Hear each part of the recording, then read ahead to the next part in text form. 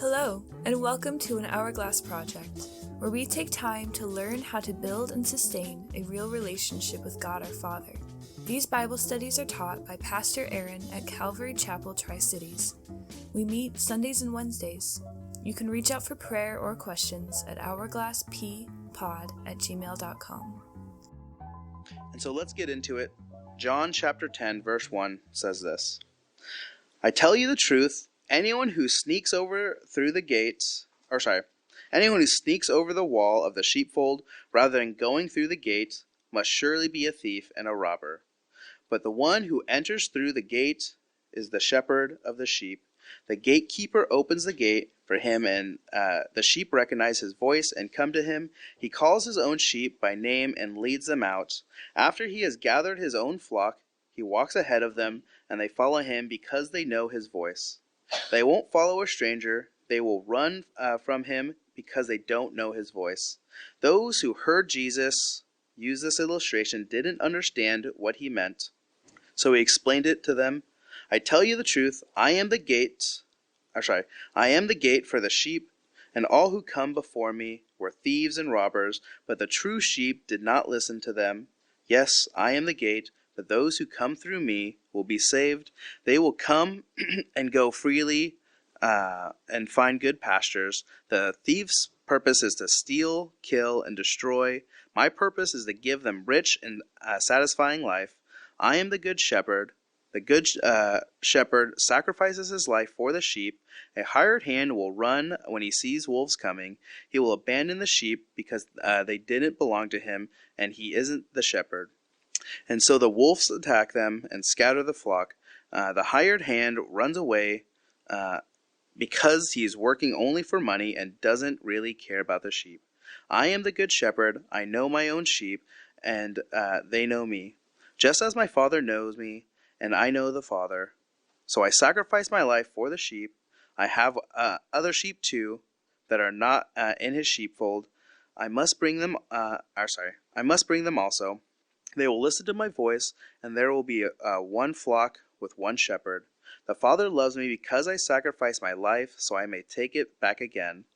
No one can take my life from me. I sacrifice it voluntarily, for I have authority to lay it down when I want to and also take it up again. For this is what my Father commanded. When he said these things, the people were again divided in their opinions about him. Some said he's a demon, and he's out of his mind. Why listen to the man like that? Others said, this doesn't sound like a man possessed by a demon. Can a demon open the eyes of the blind? And we'll stop right there and pray. Father, I thank you for how good you are. I thank you for how much you love these kids. I pray for softened hearts and open ears. I pray for you to, just lead them, be with them, and that they see how much you care for them. That they don't hear you like a stranger, that they don't get led away by the cares of this world, that they're able to see the purpose, see the goal, see what's really out there. And I pray that they're able to come to know you. I pray that they're able to just have a great summer, have a great time enjoying the beauty that you've created. But again, I just pray for their safety, Lord. I just thank you in your name. Amen. So again, I've listed out some points. But again, the main point of this is, what do you hear? What do you hear when there's nothing happening? What do you hear when there's so much happening? Officers, medics, all kinds of people spend a lot of time training their senses to pay attention to what's important in the chaos, in the disruption, to hear someone cry out, to hear someone who is in need. Not to just listen for the alarms, the sirens, just the randomness, but to really pay attention to those who need it. Again, when you're getting food, you're waiting for it. You're waiting for your number to be called. You're waiting for your name to be called. What happens when there's 10 Johns in a room? You have to figure out whose food is who. You can show them the receipt. Hey, is it this order? But again, I'm always listening. I'm always paying attention. My wife commonly says to me, you don't listen. No, I listen all the time. I hear every word she says.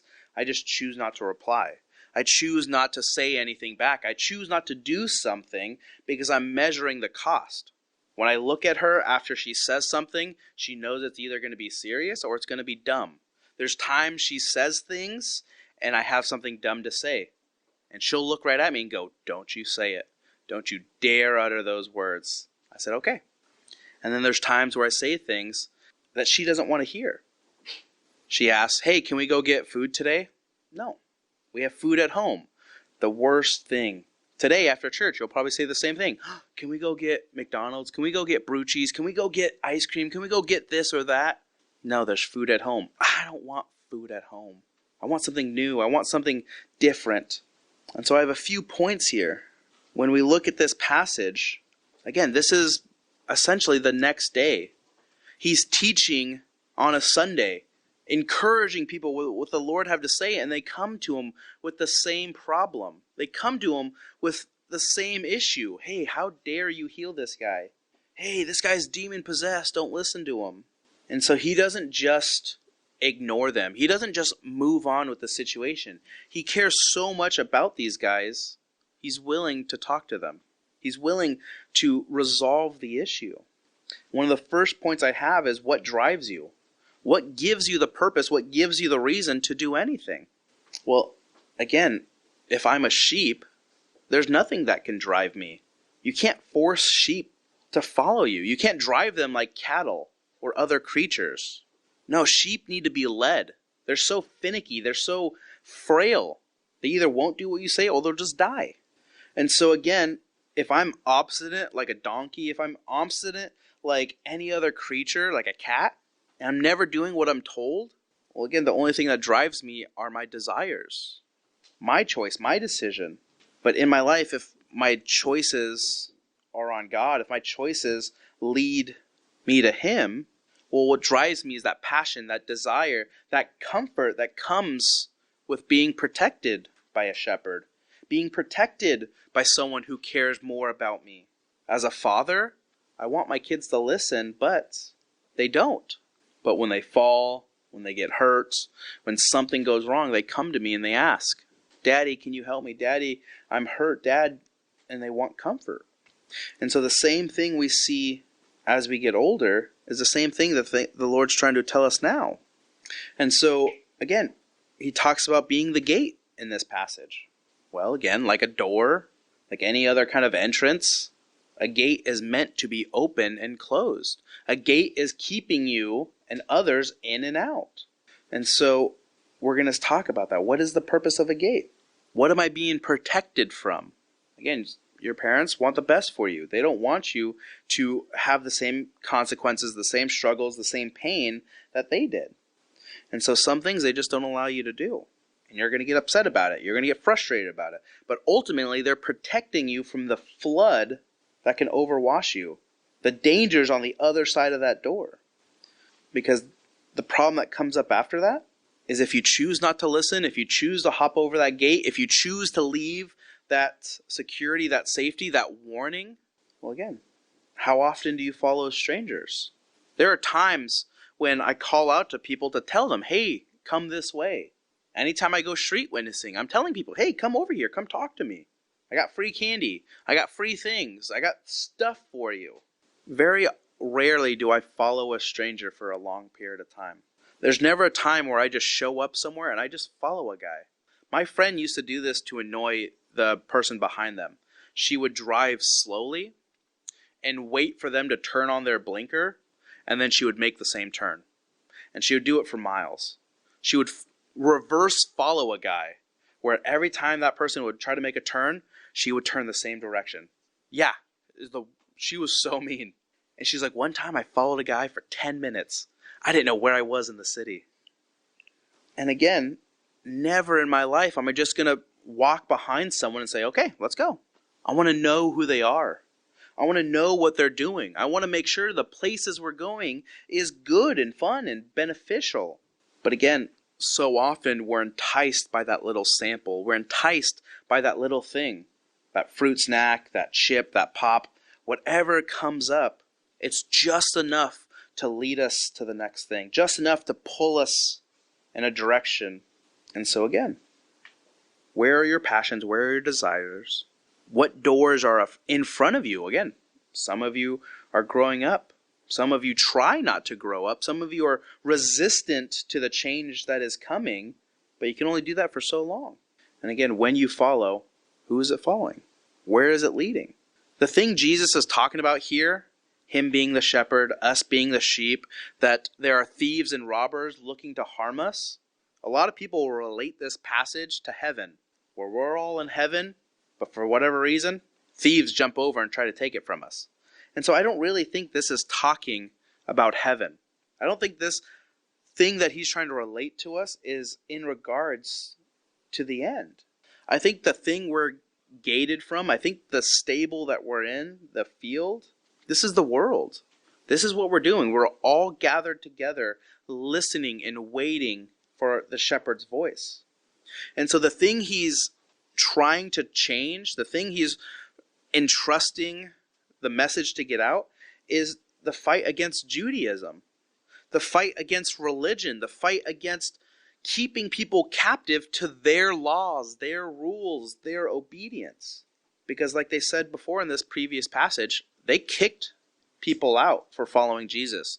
They would basically exile you because you believe something differently. And again, we can do that in people's lives. Oh, you're a Seahawks fan? I can never talk to you again. You're a Cowboys fan? Ugh, gross. I can never talk to you again. And we do such petty little things in our lives. For what reason? And so they're kicking people out of the church. That's one of the biggest reasons why his parents didn't want to speak at the trial in regards to that blind man. They were scared. They didn't want to get kicked out of the church. They didn't want to be exiled. They said, go talk to our son. He'll tell you what's happened. And there's a good chance this guy got kicked out of the church. And so again, he's trying to tell them about religion. He's trying to tell them the dangers of just following men and not following God. I'll never kick anyone out of here for believing something different. I'll never say you're unwelcome here just because you have your own thoughts and opinions. If we really sit down and talk, we all have disagreements. We all really aren't solid on a lot of things. But in regards to the Bible, we need to make sure we're one. We need to make sure that we truly pay attention to our walks. And again, we're going to have disagreements. We're going to have these things that we truly believe is right. But again, I'm not going to not welcome you back in here. I will kick you out if you're being disobedient, swearing, telling dirty jokes, causing a disruption. There are things that cause you not to be welcome in here, but you're always free to be in here. You're always free to choose to come here. And so if I ever have to kick anyone out, it's because they don't actually want to be here. They just want to cause problems. And so Jesus is talking about this issue, and he relates it to sheep, to those who are shepherds, to those who understand. And so don't get lost in your religion. Don't get lost in your tradition. Don't get lost in just doing the same old thing over and over and over again and not knowing why. You should know why you come to church. You should know why you come to youth group. You should know why you go to school, sports, friends, whatever it may be. Because my purpose is when I meet people, my purpose when I hang out, my purpose when I come here is to share the gospel. Share the good news. Share the things that the Lord is doing in my life, good and bad. I got to teach out of town this week, and I got to encourage believers I'll probably never see again. I got to encourage high schoolers and junior hires on what the Lord's doing in my life. It's all for the sake of the Lord. When I'm there, it was kind of awkward for a moment, but immediately they welcomed me in. They loved me. They cared about me. They talked to me. They just moved on. They didn't really care that I don't go to church there. So often we can see people come in and we don't want to say hi. So often we see people who are shy and awkward and we don't really want to address it. Well, guess what? I'm shy. I'm awkward. I'm a dork. I do dumb things. I'm never going to be perfect. And so can we be united in this youth group, in this church, with our friends and our family? There's never a time where I want to kick somebody out of my life just because they think, look, and act differently. I've gone to a lot of youth groups. I've gone to a lot of Bible studies. I've done a lot of church. And every so often this will happen, where this happened most recently at one of my small groups. We had a new family start coming, and they're getting used to us. They're kind of awkward. They're just kind of seeing what's up. And the guy starts talking. He gets more comfortable with us, and he starts to swear a little bit. He starts to just curse and do things, and we let him finish his conversation, whatever he was saying. And one of my friends just, hey man, that's not right. He just corrects him gently. Hey man, we don't swear. Like, our goal is not to make you stop swearing, but hey, this is just something that we don't do. We want to draw closer to the Lord, and the verse says, have no filthy language come out of your mouth. And he's like, oh, I'm sorry. Hey, no worries. We all used to do it. We all had these issues in our lives. I did. And so, again, we weren't correcting him for the sake of, oh, you need to be holy. We were correcting him so he can be in line with the Lord, so he can draw closer to God. And every so often, this guy will slip up and he'll swear just a little bit, and he'll look around and kind of panic, and we don't say anything because we've already told him. He already knows our standard. And so, again, you may act appropriate in front of me. You may do things appropriate in front of me. You may be the model Christian in front of me, but I have no idea what you're like at home. I have no idea the things that you really do, but the Lord does. The Lord can see everything that's going on in your lives. And so I don't try to sit here and correct you because it's church stuff. I don't sit here and try to pick out the little things so you can be more like me. I tell you because those are the things that keep you away from experiencing God, from hearing his voice. And so one of the things we see here in verses 1 through 5 is this. I'll just read it again for context. I tell you the truth, anyone who sneaks over the wall of the sheepfold rather than going through the gate must surely be a thief and a robber. But the one who enters through the gate is the shepherd of the sheep. The gatekeeper opens the gate for him, and the sheep recognize his voice and come to him. He calls his own sheep by name and leads them out. After he has gathered his own flock, he walks ahead of them, and they follow him because they know his voice. They won't follow a stranger. They will run from him because they don't know his voice. And so, if we're this sheep, if we're the someone who's supposed to recognize the Lord, what are we doing following others? What are we doing following the things that we know lead to problems? And so, God's heart here is for you to listen, for you to pay attention, for you to know the difference. Again, we all know it's wrong to make someone cry. We all know it's wrong to steal. There are certain things that nobody has to tell you. Just by doing it, you know it's harmful. And so, for us, the door is wide open. For us, we can go and leave. We can come and go as we please, and yet we take the hard way. I saw this, it was this video of these dogs. All of them were jumping over this fence. All of them were trying to get in. They're all doing different things to get through the gates. And the last dog was this old one. And again, from the video, you could only see the gate. You saw different dogs do different things, jump over it, jump under it, go through it, depending on their size. And it was this old yellow fat lab, and the video starts to pan out. And the yellow lab just goes right around. He doesn't have to work at all because the rest of the gate isn't up. There's only the door standing in front of them, and the other dogs just like the challenge. The other dogs just saw something in their way, and they did what they could. The last dog thought about his surroundings. The last dog looked around and said, I can't jump. I'm too big to fit through the gate. I'm too heavy. I'm too weak to do the same things the other dogs did. So I'm just going to go around it. And so for us, the door is open. So why go the hard way? God allows us to go through things. God allows us to take things in. He's trying to keep you from the dangers of this world. So the world wants to take what's good from us, so why make it easy for them? Why make it so easy for the world to destroy my joy, my happiness, my peace? Again, I've known lots of people get wrapped up in their addictions, and it takes them away. It takes them way down a road that they never wanted to be a part of. And so God is always trying to keep us away from that danger, keep us away from that sin, that struggle, that temptation. And so the world here as the example, here in the church, we're protected. The walls are up.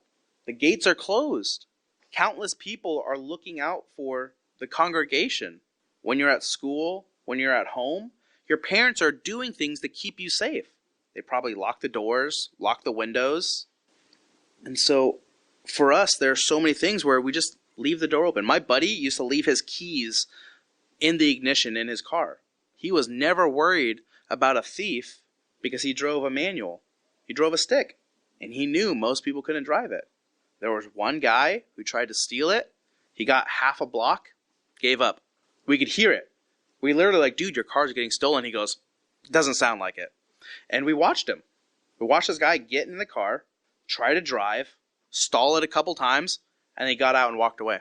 And again, at some point, I'm sure he stopped doing it. His car, I haven't seen him in a long time. I don't think he has that car anymore. Well, I know he doesn't have that car anymore. This was back when we were in like high school, and he's moved quite a bit. And so, again, there are so many things that we can do. We can just leave the door wide open for people to come in. And that's great. The things that I have, people are welcome to it. But not if it comes at the cost of somebody else. Not if it comes at the cost of harm or danger. And so we see this here. Thieves, crooks, robbers, they want to get in. The world wants to come into your life and really cause a problem. And yet, the shepherd, the gatekeeper, the person who's right there watching over us isn't going to allow it. And so he points it out here. Recognize the truth. Recognize truth as you do the voice of others. When your parents call out to you, you know it. When your friends call out to you, you know it. And by the tone of their voice, you know if it's good or bad. So what does the Lord sound like? Can you recognize what he sounds like, what he looks like, what he's doing for us? And so it'll be hard. It takes time in the Word to hear what that sounds like, to specifically lock in and go, Lord, what is your voice? So don't be discouraged if you don't know. This is the challenge. You have way more life than I do. You have way more opportunity to grow and to expand on this. So don't get discouraged if you don't know. Because for a long time I didn't. For a long time I thought I did. But it was just myself trying to earn my way to heaven. Just to earn something that was free. So that leads me to Romans 12:2. Boink, there it is. Don't copy the behavior and customs of this world, but let God transform you into a new person by changing the way you think. Then you will learn to know God's will for you, which is good and pleasing and perfect.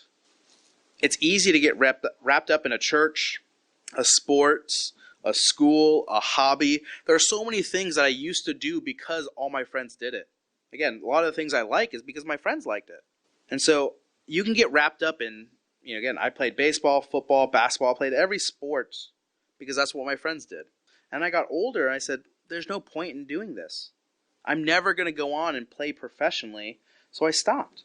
When it came to skateboarding or snowboarding, when it came to tennis or volleyball or anything else that was a hobby, well, again, I had to make sure that I wasn't doing it just because all my friends were doing it. I dressed a certain way. I used to dress very differently because that's what my friends dressed like. My friends listen to this music, I got to listen to that music. My friends watch that movie, I got to watch that movie. Everything I did was a copy of somebody else. And I never knew who I was. I never really fit in because I never really wanted to know. So you can keep copying everything around you, or you can live a genuine life. You can live something that is personable to you.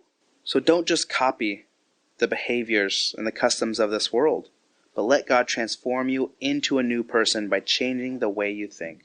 I'm a radically different person than I was when I was your guys' age. There's something I said this week at that youth group. They didn't know who I was. They have zero experience with me, and so I had to spend a little bit of time telling them who I was. I'm not some church kid. I never wanted to grow up to be a pastor. I never really had the perfect life where everything was going smoothly, and then all of a sudden God gave me the calling. No, my life was like a roller coaster that was half finished. And yet God has provided every step of the way. There are times where I've been at the lowest points and I didn't know how I could go on, and yet God was with me. The shepherd was right by my side, tending to my needs. And so again, be who you are. Don't just mimic everything that's going on. Verses 6 through 10 say this: those who heard Jesus use this illustration didn't understand what he meant, so he explained it to them. I tell you the truth, I am the gate for the sheep. I am the gate for the sheep. All who came before me were thieves and robbers, but the true sheep did not listen to them. Yes, I am the gate. Those who come through me will be saved. They will come and go freely and will find good pastures. The thief's purpose is to steal, kill, and destroy. My purpose is to give them a rich and satisfying life. That is so encouraging. That is so sweet to hear. Even if I take nothing else from this passage, that is such a sweet thing to hear. Rich and satisfying. My purpose is to give life. And that's what I want to mimic. That's what I want to try to do for you today. The best part here is that Jesus always goes back to clear things up. I don't understand. I don't get it. This makes no sense. And for some of us, we go, don't care, see you later. We never want to clear things up. We never want to spend more time with an issue or a problem. And yet Jesus' heart says, yeah, I'm right here. Let's talk. Yes, what do you have to say? I want to listen. My daughter was singing this one song last night, and she repeated the one verse she knew. Something about dinosaurs. I'm a little dinosaur, I'm a little dinosaur, I'm a little dinosaur, for like 20 minutes. And after a while I said, Sam, no more. I can no longer hear that you're a little dinosaur. We are done with the song. Please, for the love of God, pick something else. And yet Jesus would sit there for eternity to hear the same song. Jesus would sit there and go, yes, you are a little dinosaur. We can get frustrated, we can get upset, but I urge you to sit back down and say, okay, let's go through it again. I don't understand. There are so many times when I read my Bible and I say, I don't understand. Lord, please help me. And he never goes, I've already told you, so do it. As a father, that's what I do. Sam, go pick up your toys. Juliet, stop hitting your sister. Whatever it may be. And they'll come to me, Dad, I can't do it. Sam's trying to learn how to buckle herself. And she does great 5 times out of 10. And when she starts to freak out, she starts to cry, she starts to whine. Oh, Sam, you've already done this. Just do it for yourself. Come on, hurry up. But then I have to think, she's only 4. She hasn't had a whole lot of experience doing this. And so I have to calm down, go to the back, and say, okay, Sam, just move your shirt out of the way. Sam, it's okay. And sometimes there is a problem. Sometimes it gets tangled up. Sometimes she doesn't know how to do it. And so I have to calm down. I have to focus on what the real problem is, and I have to encourage my daughter in what is good, what is coming up. And so God's heart here is so amazing. We see 2 I am statements here. This is 4 times that he says I am. He tells them who he is. I am the gate. I am the door that's going to be open. I'm the one keeping you. And so again, these doors, if we open them up, sound travels like crazy. But when we close them, again, it keeps the AC in whenever it's on. It keeps the heat in whenever we need it. And so 7 times total through the book of John, he says, I am. He tells them. He makes it so important. He makes it clear as possible. And yet they still don't listen. Nobody waits for a thief and lets them get away with it. There's never a time, if I ever got a notice on my door that says, hey, I'm going to come in and I'm going to steal all your stuff at 10 p.m. tonight, well, I'd be waiting for sure, but he wouldn't get very far. I wouldn't leave my door unlocked. I wouldn't leave my kids home alone if I knew danger was going to happen. If I got a notice saying this place is going to catch on fire or explode in 5 minutes, well, I wouldn't continue on with my study. I would say, we got to go. We got to move on. And yet some of us do this with the world. Some of us do this with our sin. I know this is destructive. I know this is hurtful. I know this is keeping me away from God, but you know what? I just like this video. I just like this game. I just like this music. I just like this or that. One of my buddies stopped watching R-rated movies when we were younger, and he's like, I just want to draw closer to the Lord. I said, that's ridiculous. Of course you can draw closer to the Lord while watching these movies. There's nothing hindering you. And for months, I saw my friend's relationship with God just explode, just go in this upwards direction, and he just got so much clarity, so much peace. There was just so much goodness. And I said, what about me? How come I can't get that? While listening to my gross music, watching gross movies, telling dirty jokes, and swearing. And I quickly realized, I said, oh, he wasn't trying to be all self-righteous. He wasn't trying to be good and just nice. He was just trying to draw closer to the Lord. And through that, he was refined. So again, what's a door for? A door is meant to go in and out of. A door is supposed to be there to tell me what's going on. When a door is closed, I knock before going in. When a door is wide open, I know I can go through. So anytime I go to the bathroom at somebody's house, I knock if that door is closed. Because there have been a few times where I haven't knocked and you catch someone sitting down and you go, my bad, see you later. So every time before I go and use a bathroom, I knock and I wait. So one of the points he's making here, he's telling them what's to come, but they don't listen. He's saying, I'm going to sacrifice myself for you. I'm saying he's there for us, and we don't listen. Hebrews 5:11 says this, there is so much more I would like to say about this, but it is difficult to explain, especially since you are spiritually dull and you don't seem to listen. The rest of that passage goes on to say, you guys are like babies who should be walking, should be talking, should be past the milk stage, but you're not. You should be able to teach this to others, the very basics, and yet you refuse to. I want to make sure that I don't just send you off into danger. Last year there was this kid during Halloween, the harvest party. He was dressed up like Trump. And I said, are you going trick-or-treating after this? He goes, yeah. I said, you need to be very careful. Yes, we live in a conservative area. Yes, most people won't do anything about it. But we live in a country that freedom of speech still comes with freedom of action. This kid is young enough that he has the freedom to do whatever he wants. But again, you go to the wrong neighborhood dressed as Trump, you're going to get beat up or worse. And I talked to his parents. I said, are you guys actually going to go trick-or-treating? Yeah, but we're going to go to a neighborhood we know. We're not just going to go out anywhere. I said, good. Because at the time, and still at the time, people don't like Trump. And he was able to do this here on our campus because we all believe the same thing. We don't care. Someone could come dressed up as whoever they want. Again, we've had people come as axe murderers. We've had people dress up in all kinds of crazy things for our harvest parties. And when they're really gruesome and really gory and really inappropriate, we pull them aside. And we say, hey, there are kids here. You can't do that. But there are times where people dress where it's moderately okay, where it's offensive for sure, but it's not causing any harm. We pull them aside sometimes and we talk to them.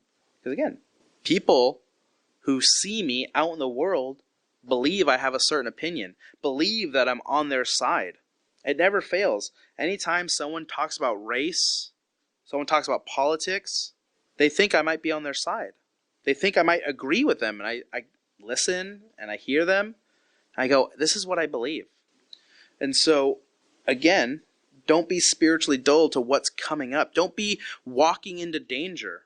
If you dress up like a deer and you go into the woods during hunting season, be prepared to get hurt. Be prepared not to come back. There are times in our life where this is exactly what we do. We think it's all fun and games, and then we actually take on the consequences, and there's a problem. So make sure you're listening, making sure you're paying attention.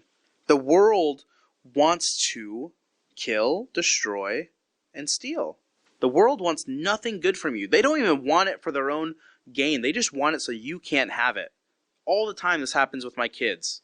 Literally yesterday, Juliet was playing with a toy that my daughter's never even played with. Never really thought of. It was her toy to begin with. And the second she saw her sister had it, she goes, that's mine. That's my toy. I must play with that. That's my favorite toy. I've never, ever, ever want someone to play with it. And I go, Sam, you've never even looked at it until now. She goes, yeah, but it's mine. I said, too bad. Your sister's playing with it. And then she cried and wept, and we moved on. The second somebody else has what I want it so much more. And so the world wants the worst for us, and yet God's purpose here is for us to have rich and satisfying lives, to give you an opportunity whether you like it or not. That's so amazing that He wants the best for us even if we don't know Him. Even when we're his enemies, even when we've gone against him, he loves us that much. So, do you have life, or do you just live? Are you living in this green pasture? Are you living with this opportunity for growth, or are you just wandering? Did you get taken by the world? Did you get taken by a thief and you're just on your own, deserted? So to finish out this passage in verse 11, it says, I am the good shepherd. The good shepherd sacrifices his life for the sheep. A hired hand will run when he sees a wolf coming. He will abandon the sheep because they don't belong to him, and he isn't their shepherd. And so the wolf attacks them and scatters the flock. The hired hand runs away because he is working only for money and doesn't really care about the sheep. I am the good shepherd. I know my own sheep, and they know me. Just as my Father knows me, and I know the Father, so I sacrifice my life for the sheep. Verse 16, I have other sheep too that are not part of the sheepfold. I must bring them also. They will listen to my voice, and there will be one flock with one shepherd. The Father loves me because I sacrifice my life, so I take it back again. No one can take my life from me. I sacrifice it voluntarily, for I have the authority to lay it down, and when I want to. Let me rephrase that. For I have the authority to lay it down when I want to, and also take it up again. For this is what my Father has commanded. When he said these things, the people were again divided. Their opinions about him. Some said he's demon-possessed and he's out of his mind. Why listen to a man like that? Others said, this doesn't sound like a demon-possessed, or like a man demon-possessed. Can a demon open the eyes of the blind? And so, again, when truth is spoken, it divides. And so, my question to you guys is, would you die for a sheep? Would you die for a bug? Would you die and sacrifice yourself for something there's abundant of? There's so many chickens, so many cows, so many fish that die every single day so we can eat. And so to say you would sacrifice yourself for that sheep, to say you would sacrifice yourself for one of many, that's what the Lord did. He took time for me. When things get tough, do you run? There are things that I do for money, my job. There are things that I do for money that aren't my job. I'm house sitting for a friend right now. They pay me money. I would do it for free, but they said, no, here, take some money. And so again, when it comes down to the important things, whether I'm at school, I'm at the church, when I'm at the store, this happened when I was at the park. I watched this kid run away and just started going. He just started leaving the park. And I said, kid, come back this way. And I was looking around. I was like, where is this kid's parent? And I was trying to coerce him back to the park, and he did not want to follow me, which is totally fine. But then I saw one guy just looking around. I said, hey, come here. Is this yours? Is this your child? He goes, yeah. And he starts booking it back over. He goes, Billy, or whatever his name was, come back here. And immediately he saw his dad, and it was like, okay, starts walking back over. So even when it's not my responsibility, I'm looking out for kids. I'm looking out for adults. I'm looking out to help people because life is important. God has given me an opportunity to be a part of your life, strangers' lives, and whoever comes my way. So when something important happens, I don't run. I don't want to run. And like my Father says, he's the good shepherd. He chooses to sacrifice. Again, calling to the cost that he's about to make. Calling to the sacrifice that he wants to do for us. He loves all and again calls to the cost he will make, even those who don't know him. And so we see him try and try and try again. Even today, he's trying again to reach your heart. So what's it sound like? And again, people will say it's an accident. People will say the world got victory when Jesus died, but he says, no, I choose to die. I choose to take life. I choose to do this for you. And so the world never wins. The enemy never has victory. God is always in control because he's out there for me, because he's out there for you. So the last point I have is the truth divides. So what side are you on? Are you someone who's going to ignore the truth? Are you someone who's just going to say, you know what, whatever, I'll come to the Lord later. You know what, it's fine. I have all my life to be a Christian. I've known guys like this who wait so long and they waste their life. Plenty of people I get to counsel on their deathbed. I've got to go to a few hospitals and talk to these guys, and they just said, I wish I would have gave my life to the Lord sooner. I wish I would have spent more time with my family. I wish I would have just done the things I knew were right. I wish I had the strength. You're never going to wish on your deathbed you had more money, more stuff. You're going to wish for what's important, time with people you love and care about. So again, you'll never see a hearse pull a U-Haul at a funeral. You'll never see people take their stuff with them because it doesn't matter. And again, the Lord will take time to lead you, but you have to know His voice. And so with that, I'll pray. Father, I thank you for how good you are. I thank you for how much you love these kids. I thank you in all that you do. And as we go through communion today, I just thank you. I thank you for that cost and that sacrifice. In your name we pray. Amen. Thanks for listening to an Hourglass Project. Good news and God bless.